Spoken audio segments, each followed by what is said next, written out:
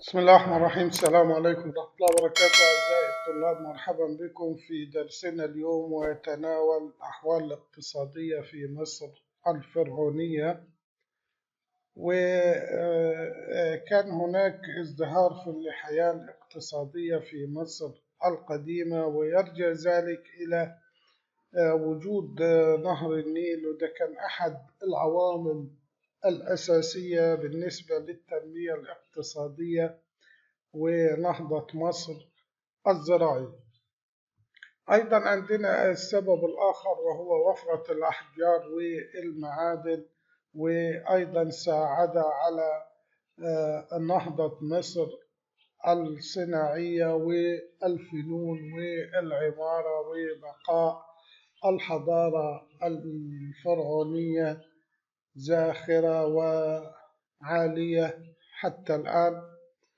النقطة الأخرى وهي الموقع الجغرافي. زي ما احنا شايفين، موقع مصر بالنسبة للعالم القديم يعد وسط العالم القديم، وتطل على سواحل البحر الأحمر والبحر المتوسط. فهذا الموقع الجغرافي جعل من مصر مركز تجاري وحضاري عالمي.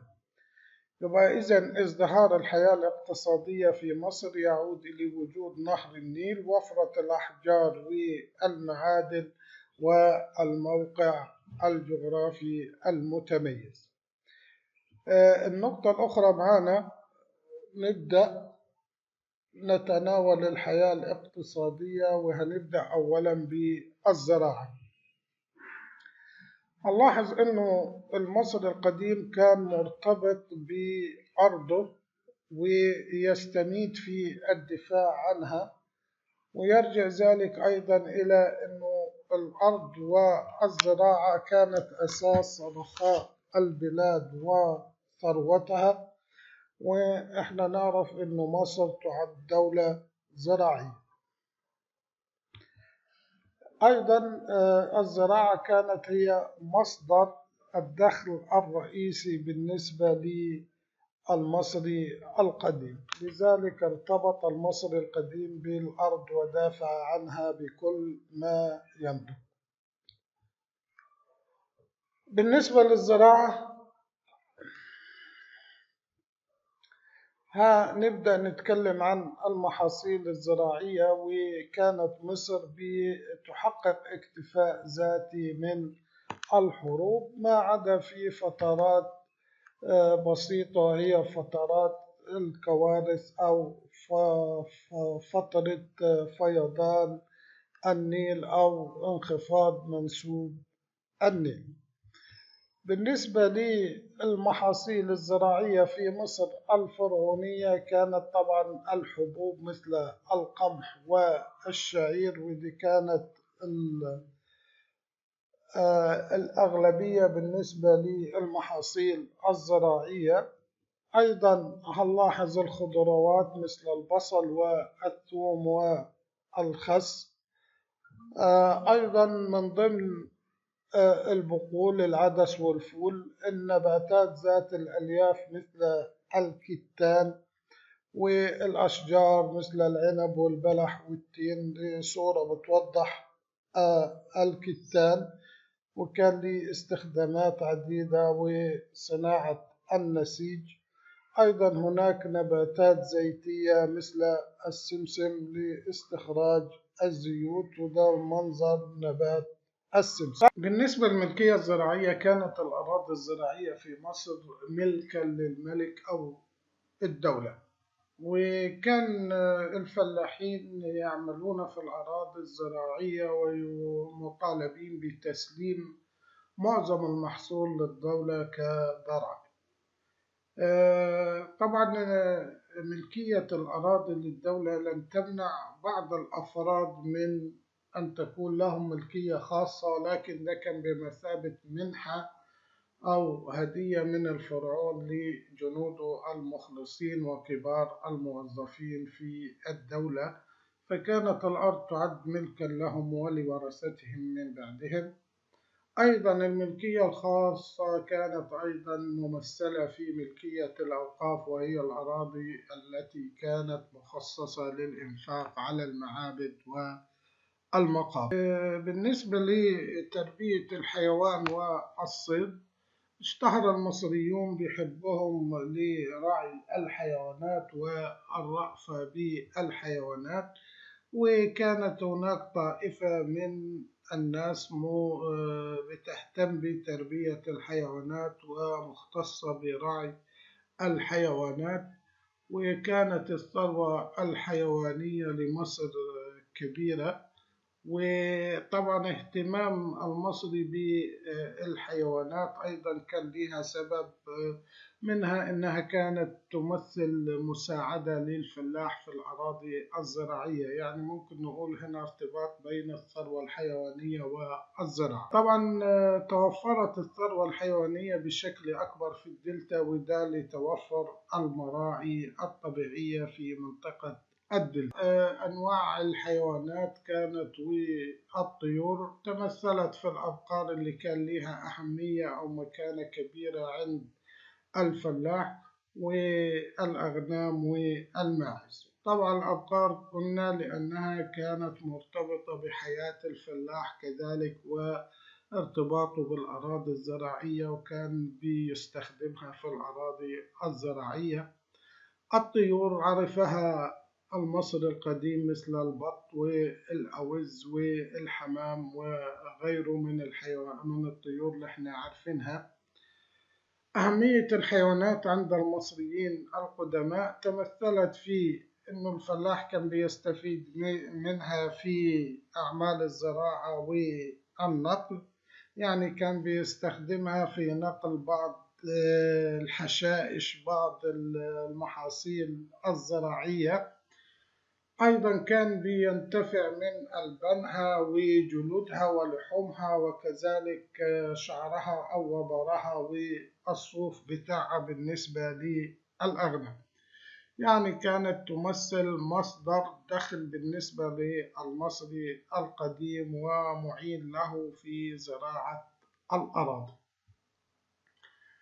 الصيد، بالنسبة للصيد هنلاقي الصيد كان حوالي 3 أنواع. بالنسبة لصيد البر، كان صيد البر بيقوم على صيد الغزلان والأسود في الصحراء، ولم يهتم المصري القديم بصيد البر لأنها كانت قاصرة على علية القوم، يعني على الناس الأغنياء أو الأمراء أو الوزراء وكبار القوم، كانت كوسيلة للترفيه بالنسبة لهم.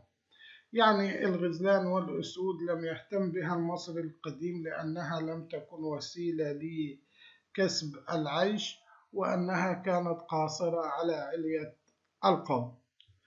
أما بالنسبة لصيد الطيور مثل السمان والحمام، ودي كانت لا تحتاج إلى مجهود كبير. هناك أيضا صيد الأسماك، ودي كانت مصدر أساسي أيضا من مصادر الغذاء، وبالأخص للطبقات الفقيرة، ويرجع الاعتماد عليها إلى وفرة المياه من النيل والترع والبحيرات والسواحل زي ما احنا شفنا التي تطل عليها مصر. يبقى هنا مثلا حرفة صيد الأسماك هنا اللي ساعد عليها الموقع الجغرافي والمسطحات المائية التي تشرف أو تطل عليها مصر. بالنسبة لدور الدولة في تنمية النشاط الزراعي، الحكومة أو الدولة ساهمت في النهضة الزراعية من خلال إقامة مشاريع الري، أيضا إقامة السدود لحجز الفيضانات أو وضع مقاييس للنيل إلى آخره. فده كان بيرجع إلى اهتمام الدولة بالزراعة. أيضا كانت هناك إدارات لشؤون الزراعة ممثلة في إدارة مسح الأراضي الزراعية، ودي كانت بتحدد مساحة الأراضي الزراعية ونوعية المحاصيل والضرائب المقررة عليها. كان هناك أيضا إدارة الري، ودي ضبط مياه النيل وتحديد منسوب المياه على مدار السنة. أيضا كان هناك إدارة الأقاليم أو الإدارة المحلية في الأقاليم، وكانت أيضا تختص بترميم القنوات والترع والسدود. إدارة الزراعة، ودي كانت تهتم باستثمار أراضي الدولة وكيفية إدخال محاصيل أخرى للبلاد أو لم تكن موجودة قبل ذلك. وإذا كل اللي أمامنا ده بيوضح دور الدولة في تنمية الزراعة أو في النهضة الزراعية في مصر القديمة، تمثلت في إنشاء إدارات لشؤون الزراعة وإقامة مشروعات الري والسجن. من أمثلة المشروعات اللي اهتمت بها الدولة أو دليل على اهتمام الدولة بالزراعة أيضا مشروع سد اللاهون، وده أنشأه النمحات الثالث. وزي ما احنا شايفين كصورة لسد اللاهون، وده كان لحماية منخفض الفيوم من مياه الفيضان وتخزين المياه الزائدة. وقام أمن محات بحفر ترع وقنوات، وكان من نتائج هذا المشروع هو التوسع الزراعي وزراعة حوالي 27 ألف فدان في الإقليم. وطبعا ترتب على ذلك أن ازدهرت المنطقة ونشأت مدن جديدة حول البحيرة أو حول السد. بالنسبة للحياة، يبقى احنا اتكلمنا عن الزراعة والأنشطة المرتبطة بالزراعة. بالنسبة للصناعة، هنلاحظ إنه الصانع المصري كان الحرفة بتاعته عبارة عن وراثة، يعني نجار كان بيرثها من أبيه، حداد من أبيه، وبالتالي كان بيورثها لأبنائه. ووجود الوراثة في الصناعة ساعد على إتقان هذه الحرفة وتطويرها، يعني الأبناء توارثوا الخبرات وبدأوا يطوروا بعض الصناعة. والصانع كان بيمارس أي صنعة أو أي حرفة هو يرغبها، ما كانش فيه شروط لحرفة معينة. وبرع الصناع في بعض الصناعات ووصلت إلى حد الإتقان، ويرجع ذلك إلى معرفة الصانع المصري بخصائص وأسرار المواد الخام التي يستخدمها، يعني كيفية تطويع المواد الخام في بعض الصناعات وأهميتها في بعض الصناعات. ومن الصناعات القديمة عند المصريين القدماء الصناعات الحجرية، ودي تمثلت في صناعة التماثيل والأواني المنزلية من الفخار والتوابيت. أيضا صناعات فخارية ودي كانت تستخدم من الطين، وأيضا التماثيل والأواني والطوب للبناء. الصناعات الزجاجية، والمصريين هنا سبقوا العالم في صناعة الزجاج أو استخراج الزجاج من الرمال.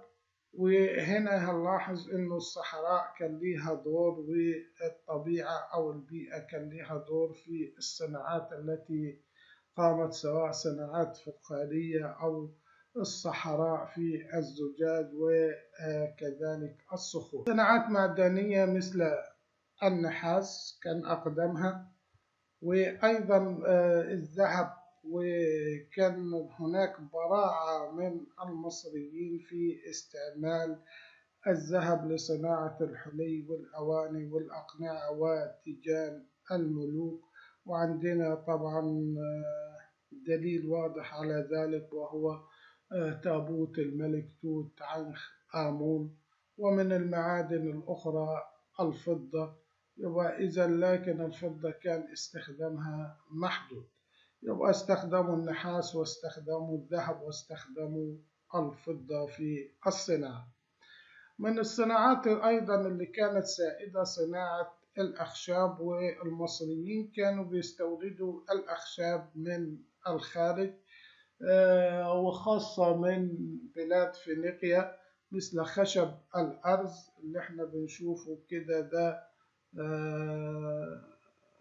الأشجار بتاعت الأرز اللي هي ممثلة الصورة اللي بتشوفها في علم لبنان.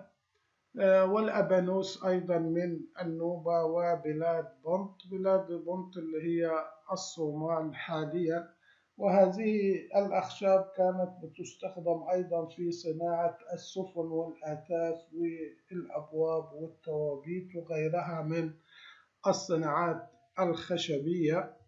هناك أيضا صناعة الورق، ودي كانت قائمة أيضا على نبات البردي، وكانت مصر أول من صنع الورق في العالم. هناك الصناعات القائمة على نبات البردي أيضا كانت منها المراكب الخفيفة أو القوارب الخفيفة والسلال والحبال والحصر والفرش والورق. والصناعات دي كانت أو بعضها ما زال قائم حتى الآن في مصر، مثل الحبال والحصر متوفرة يعني. هناك أيضا صناعات الغزل والنسيج، ودي اعتمدت على نبات الكتان. وكذلك كانت طبعا هنا الملابس كانت بتحدد نوع الطبقة أو طبقة الشعب، يعني الأغنياء كانوا بيلبسوا من الصوف والحرير، والفقراء من الكتان مثلا. النساء هن من يقومن بعمليات الغزل ومغازل من الخشب والنسيج. أيضا لغاية فترة محدودة كانت هذه الأعمال موجودة في الصحراء، وممكن موجودة حتى الآن عند البدو. وصناعات أخرى مثل صناعة الجلود، وحصل أيضا تقدم في الدباغة. ومن أهم المنتجات الجلدية أو الصناعات اللي كانت بتستخدم فيها الجلود الأحذية والمقاعد وأغطية الوسائد وأغطية العربانات أو أيضا قرب للمياه، ودي كانت عبارة عن أداة لتعبئة أو نقل المياه. الدولة كان لها دور في تنمية الصناعة ونهضة الصناعة. تمثل دورها في أنها كانت بتستخرج المعادن، يعني توفر المواد الخام، وكذلك توفير الأمن وحماية البعثات والتعدين في الصحراء. وكلمة تعدين يعني استخراج معادن من الأرض. كان أيضا الملوك هنا بيفتخروا بأنهم بيمنحوا العمال حقوقهم ويمنعون عنهم السخرة.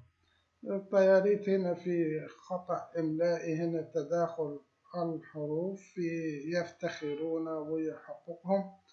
أيضا كانت الأجور بتاعت العمال على شكل مخصصات عينية، يعني مخصصات عينية ممكن ياخد مثلا قمح، شعير، من المحاصيل الزراعية اللي كانت تزرع.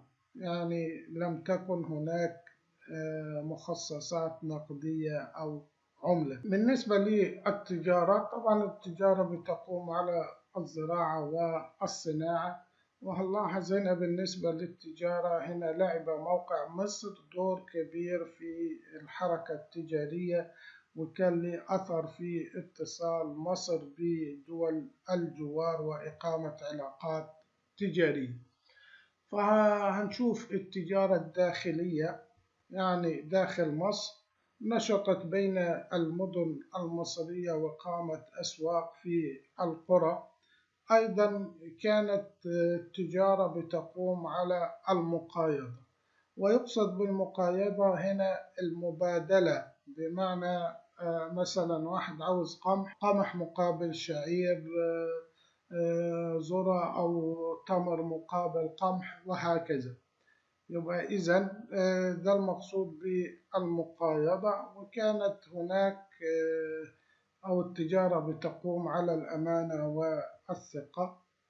وهنا كان المصري القديم بيسترشد بالحكم والوصايا الأخلاقية في التجارة، من حيث يعني امتداح الصادق والأمين في التجارة والمخلص في عمل. بالنسبة للتجارة الخارجية، حرص المصريون أو ملوك مصر على إقامة علاقات مع البلاد المجاورة، وذلك لتبادل السلع وتنشيط التجارة.